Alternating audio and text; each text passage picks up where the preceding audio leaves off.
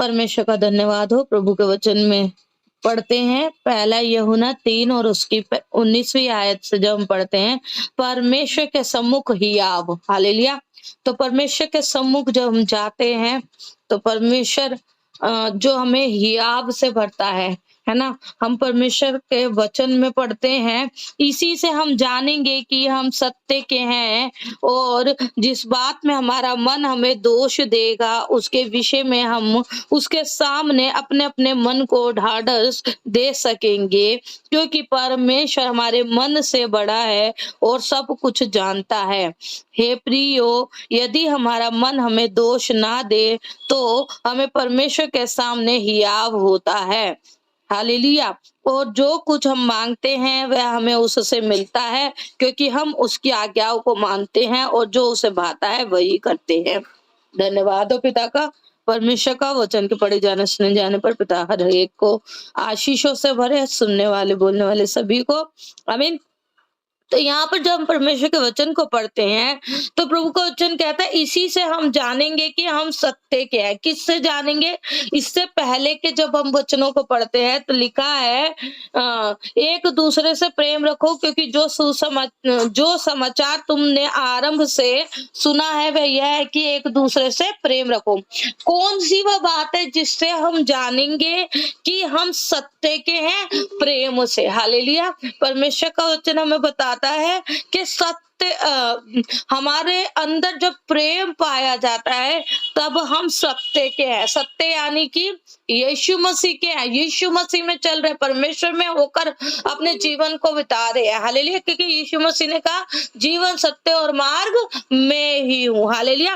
तो इसी से हम जानेंगे कि हम सत्य के हैं। यीशु मसीह ने कहा तुम एक दूसरे से प्रेम रखो, है ना, अपने समान अपने पड़ोसी से प्रेम करो, यही प्रभु में नई आज्ञा है ना। और इसी में सारी व्यवस्था पूर्ण हो जाती है, हालेलुया। और प्रभु कहता है जिस बात में हमारा मन हमें दोष देगा उसके विषय में हम उसके सामने अपने अपने मन को ढाढ़स दे सकेंगे।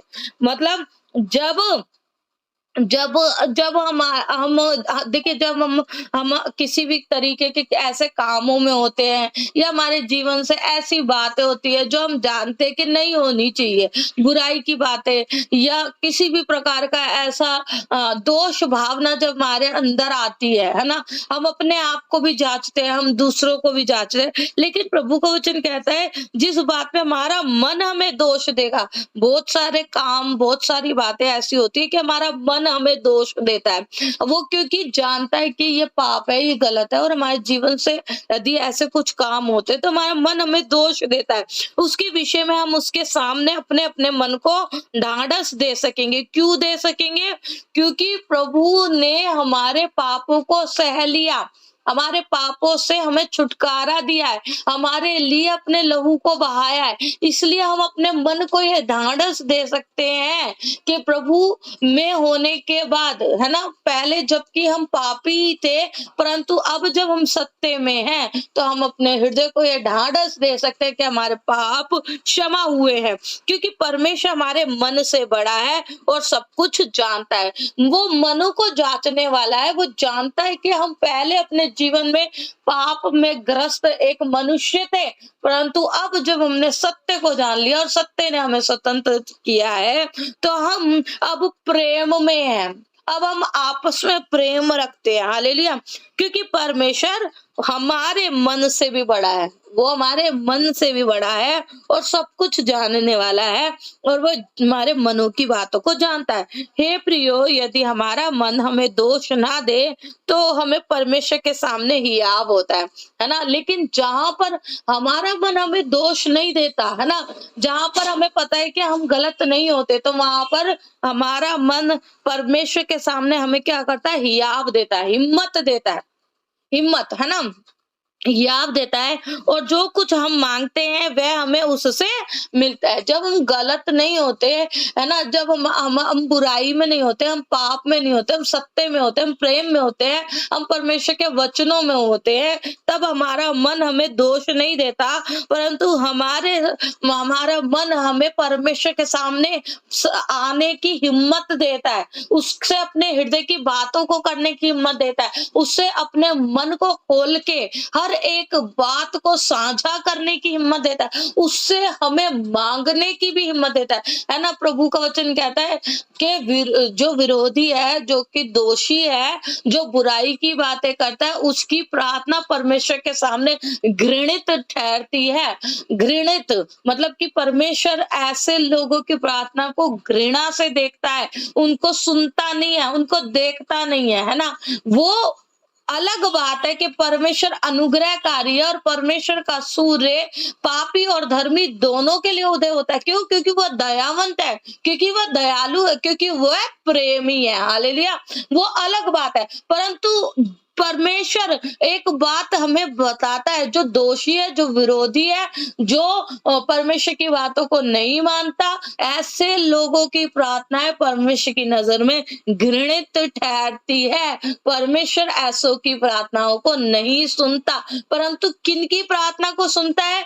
जिनका मन खुद को दोष नहीं देता, परंतु परमेश्वर के सम्मुख पहुंचने के लिए, जाने के लिए हियाव देता है, हिम्मत देता है। क्यों? क्योंकि जब हम पापी होते हैं ना, जब हम कुछ ऐसे कामों को करते हैं, बुराई के कामों को करते हैं, गलत कामों को करते हैं, है ना, जहाँ अनजाने में हो तो अलग बात है, लेकिन जब हम जानबूझकर ऐसे ऐसे कामों को बार बार करते हैं ना, क्योंकि क्या होता है, दुष्ट, है ना, दुष्ट की जो स्पिरिट है वो हमारे पर कब्जा कर लेती है, वो हमें होकर काम करती है, और क्या होता है, बहुत बार हम आत्मिक ना होकर शारीरिक हो जाते हैं, और शरीर के अनुसार चलने लगते हैं, शरीर को जो भाता है वो करने लगता है ना।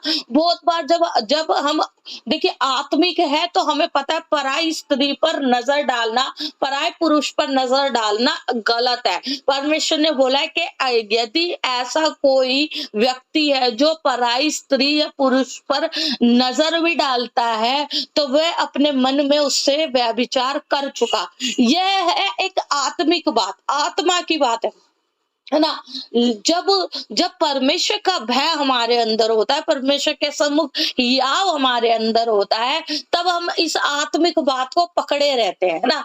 लेकिन बहुत बार हम शारीरिक हो जाते हैं, बहुत बार हम शरीर के सामने विवश हो जाते हैं, बहुत बार हम अपने आप को शरीर के हाथों में सौंप देते हैं, दुष्ट के हाथों में सौंप देते हैं। तब क्या होता है, तब हम ऐसे कामों को, ऐसे पापों को, व्यभिचार को और ऐसे बुराई के कामों को कर जाते हैं, है ना। और जब हम कर जाते हैं तब परमेश्वर क्या कहता है, ऐसे लोगों को, और फिर हम परमेश्वर से नजर चुराते हैं, हम परमेश्वर के सम्मुख नहीं जाते, है ना। हमारे पास हियाव नहीं होता, हमारे पास हिम्मत नहीं होती। क्यों? क्योंकि हमारा मन हमको दोष देता है, हम जानते हैं हमने गलत कर रखा है, हम जानते हैं हमसे पाप हो गया है, हम जानते हैं हमने ऐसा काम किया जो जिसके लिए परमेश्वर ने मना किया था, है ना।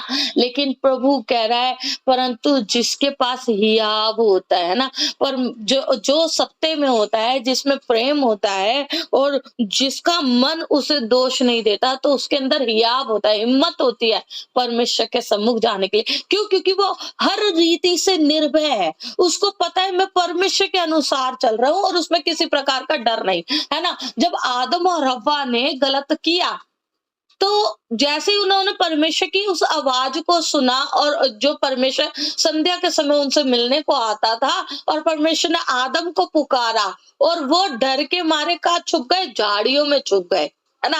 और वो छुप गए, और जब परमेश्वर ने उन्हें पुकारा तो उन्होंने क्या कहा कि हम डर गए थे, है ना। मैं डर गया था, हम डर गए थे। क्यों डर गए थे? क्योंकि वे जानते थे, उनका मन जानता था कि वे दोषी हैं, है ना? वो जानते थे कि उन्होंने उस काम को किया जिस काम को करने के लिए परमेश्वर ने मना किया था।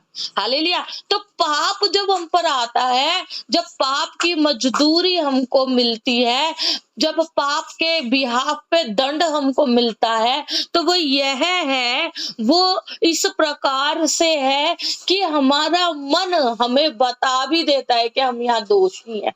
है ना? वो जब हम उस बात को स्वीकार करते हैं तो पाप अपने आप कार्यरत हो जाता है ना? जब हम उसको उसके हाँ में हाँ कर देते हैं, जब हम उसके अनुसार ढल जाते हैं, तो आगे जब हम परमेश्वर का वचन पढ़ते हैं और जो कुछ हम मांगते हैं वह हमें उससे मिलता है, क्योंकि हम उसकी आज्ञाओं को मानते हैं। हालेलुया! देखिए, किसके पास हियाव है? जो उसकी बातों को मानता है ना?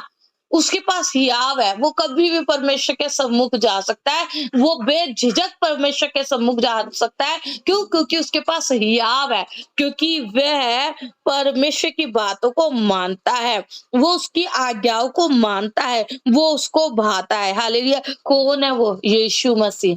यीशु मसीह है वो जो परमेश्वर को भाता है, जिसके लिए परमेश्वर ने कहा, यह मेरा इकलौता पुत्र है, प्रिय पुत्र है। आमीन, हालेलुया। यीशु मसीह है जिसने सारी व्यवस्था को पूरा किया, परमेश्वर की आज्ञाओं को माना, परमेश्वर की बातों को माना। आमीन, हालेलुया। और वही है जिसने परमेश्वर के हर एक इच्छा को पूर्ण किया। आमीन, हालेलुया। और वह दोषी ना निकला, उसमें उसके प्रभु यीशु के जीवन में दोष नहीं पाएगा। उसकी आगे यह है कि हम उसके पुत्र यीशु मसीह के नाम पर विश्वास करें। परमेश्वर की आज्ञा क्या है कि हमें किस पर विश्वास करना है? यीशु मसीह के नाम पर विश्वास करना है, और जैसा उसने हमें आज्ञा दी है उसी के अनुसार आपस में प्रेम रखें। हालेलुया। यीशु मसीह ने क्या आज्ञा दी? यीशु मसीह ने कहा, अपने समान अपने पड़ोसी से प्रेम रखो।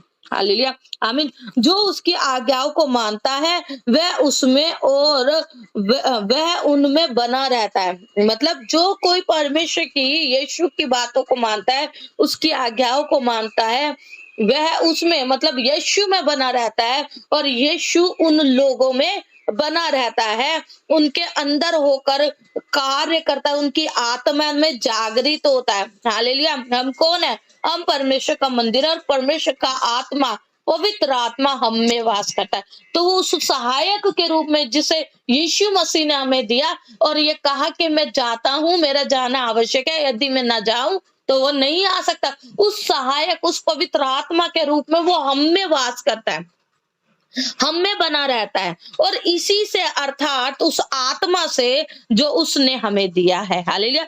मैंने कहा वही परमेश्वर का वचन भी बताता है, उसी आत्मा के स्वरूप में हम जानते हैं कि वह हम में बना रहता है। हालेलुया। क्यों? क्योंकि हम उसकी बातों में बने रहते हैं, हमारा जीवन उसकी बातों को, आज्ञाओं को पालन करता है, फॉलो करता है, उसके अनुसार चलता है, तब प्रभु और परमेश्वर हम में बना रहता है। आमीन, हालेलुया। परमेश्वर का धन्यवाद हो, प्रभु आशीष दे इस वचन के लिए।